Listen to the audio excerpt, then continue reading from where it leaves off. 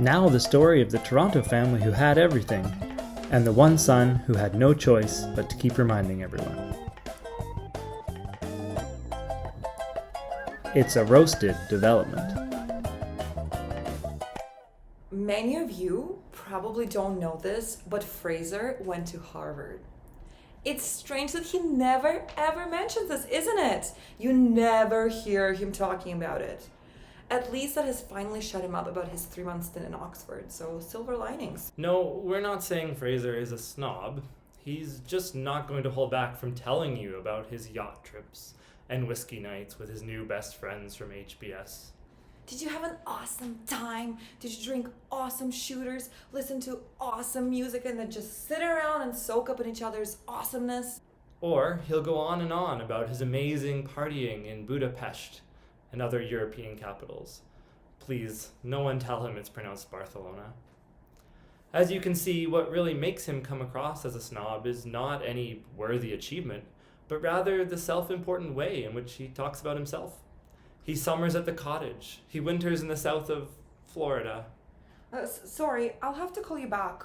We just have to pop across the lake on the boat to pick up sushi to bring back to the cottage.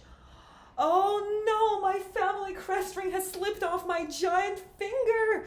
Someone help me locate it. Just look around for a golden hula hoop.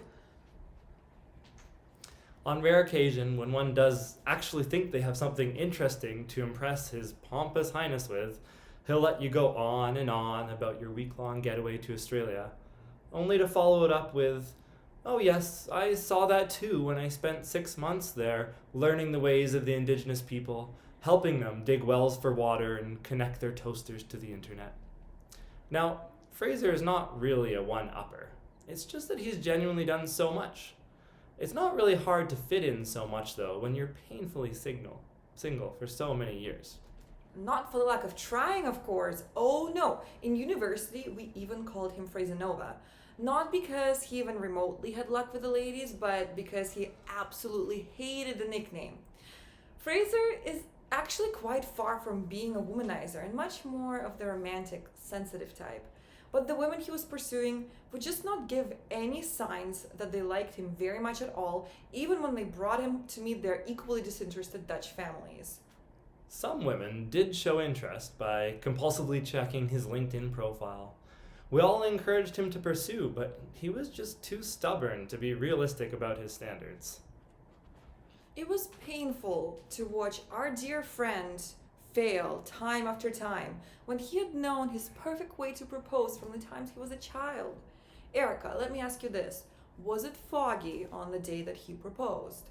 Outside of the dating world, Fraser glides through life with unjustified ease and confidence. He's the only person I know who can charm border agents into letting him travel internationally without a passport, or unhelpfully leave a trail of belongings at every place he moves out of without noticing any of the disgruntlement, or even get away with academic misconduct by working together on an assignment with Enrico. At least all your debate club training came in handy with this elevated and articulate defense. But we have the same dorm room shape. How does he manage to get all the perks of being in the pretty people bubble without actually being in it? Maybe this is just what it's like to lean into your white male privilege, a skill every man in Toronto hones from a young age. Sorry, Fraser. Let me put it in terms you'll understand. Your affiliation and enrollment in the Caucasian patriarchy has disposed you to certain incommensurable conduct by the prevailing populace. All that to say, of course we're all a bit jealous of how easy Fraser's life has been. Hopefully Erica's peasantry doesn't bring Fraser down from his pedestal.